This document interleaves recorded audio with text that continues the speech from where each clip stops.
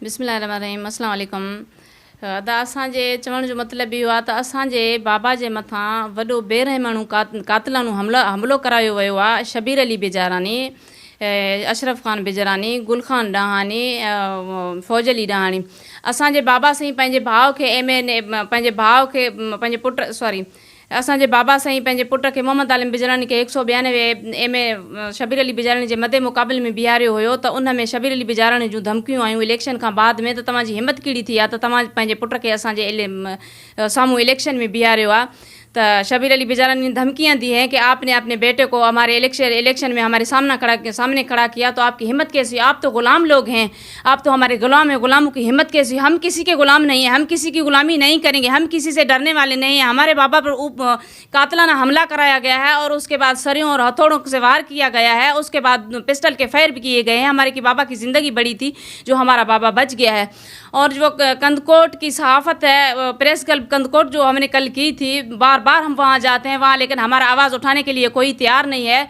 जो वो उसकी सहाफ़त, कंदकोट वालों की सहाफ़त वो आज़ाद नहीं है, वो वडेरों की ग़ुलामी में मसरूफ़ हैं। और जो पुलिस नफरी है वो भी वडेरों के चमचे बने हुए हैं। वो भी हमारी जो एफ़आईआर है वो दाखिल करने के तैयार नहीं है। वो हम जो एप्लीकेशन लेके गए थे एसपी ऑफिस, वो भी हमारी एप्लीकेशन उसमें फाड़ दी गई है एसपी ऑफिस में।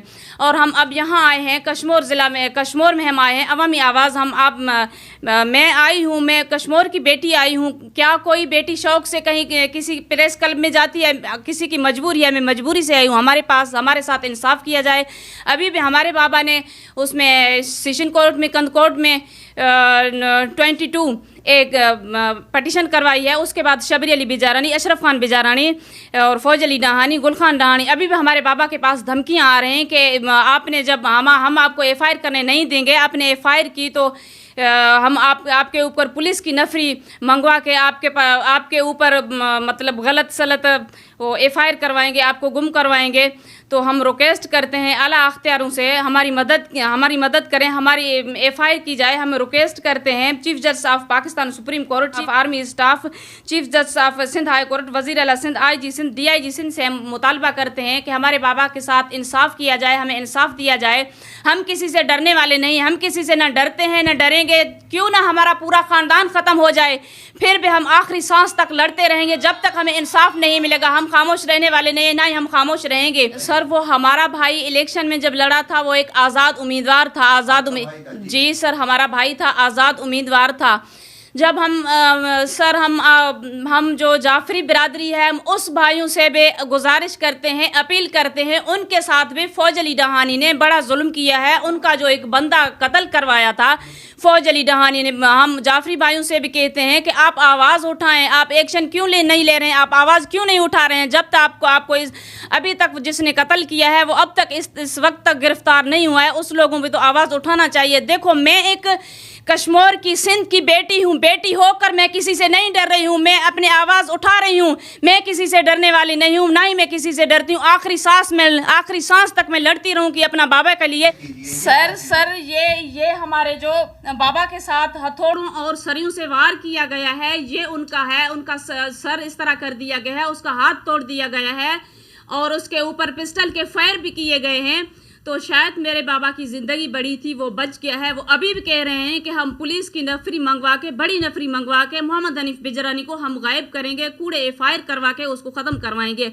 लेकिन हम चुप। वो कह रहे हैं कि हम जब ने पटिशन 22A हमने जब पटिशन करवाई है तो कह रहे हैं कि हम कोर्ट तक हम आपके बाबा को, मोहम्मद हनीफ बिजरानी को पहुँचने नहीं देंगे, उससे पहले उसको गायब करेंगे। लेकिन हम अपने बाबा को कोर्ट में पेश करते रहेंगे, हम अपना आखिरी सांस तक लड़ते रहेंगे। और ये जो हमारा मेडिकल सर्टिफिकेट, ये हमारा कानूनी तरीके से जो है, हम गैर कानूनी तरीके नहीं है, कानूनी तरीके से जो हमारा ये मेडिकल सर्टिफिकेट है, फिर भी इसके मेडिकल सर्टिफिकेट के बावजूद भी हमारा एफ़आईआर करने के लिए कोई तैयार नहीं है।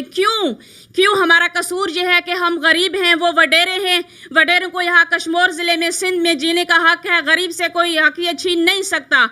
हम गरीब ज़रूर हैं लेकिन किसी से डरने वाले नहीं हैं, ना ही किसी से डरेंगे। सर हम ये कोई जाति नहीं है, ये जो वडेरे लोग हैं इनका ये काम है गुंडागर्दी। ये वडेरे लोग तो अपने गुंडों को ही वो देते हैं। यहाँ जो कश्मीर ज़िले में इतना जुल्म हो रहा है वो वडेरों के ही लोग हैं, वडेरों का ही जुल्म है। कभी किसी का बेटा अगवा हो रहा है, कभी किसी का भाई अगवा हो रहा है, कभी किसी का बच्चा अगवा हो रहा है, कभी किसी का सुहाग उजाड़ दिया जा रहा है, कभी किसी के बच्चे यतीम हो रहे हैं, कभी किसी के बेटे अपनी माँ से छीन रहे हैं। ये सारे वडेरों के काम है। यहाँ जो ये पुलिस नफरी है, हमारे जो इदारे हैं, हमारे इदारे हैं वो तनख्वाह लेते हैं गवर्नमेंट से, लेकिन काम करते हैं वडेरों के लिए। जो ये पुलिस डिपार्टमेंट है वो ज़्यादा, जो पुलिस डिपार्टमेंट वो वडेरों के गुलामी में मसरूफ़ हैं। ये जो पुलिस वर्दी है, पुलिस वर्दी में पुलिस नहीं है, ये पुलिस वर्दी में गुंडे हैं, गुंडे। ये पुलिस वाले नहीं हैं। हम कितने दिन हुए हैं जो हम इंसाफ के लिए दर दर भटक रहे हैं। हम यहाँ शौक से नहीं आए हैं। मैं से अपील करते हैं हाथ जोड़ के हमारे बाबा को इंसाफ दिया जाए, हमें हमारे बाबा को तहफ़्फ़ुज़ दिया जाए, हमें इंसाफ दिया जाए। हमारे साथ बहुत जुल्म हो रहा है, हमें इंसाफ दिया जाए। हम ना किसी से डरते हैं, ना डरने वाले हैं, ना डरेंगे। आखिरी सांस तक हम लड़ते रहेंगे, हम आखिरी सांस तक लड़ते रहेंगे। जो पुलिस की गुंडागर्दी है, पुलिस की गुंडागर्दी हमें नामंजूर, पुलिस की गुंडागर्दी हमें नामंजूर। हम आखिरी सांस तक लड़ते रहेंगे। हम गुलामी करेंगे तो आका और उसके रसूल की गुलामी करेंगे, लेकिन वडेरों की गुलामी हम बिल्कुल नहीं करेंगे, बिल्कुल नहीं करेंगे।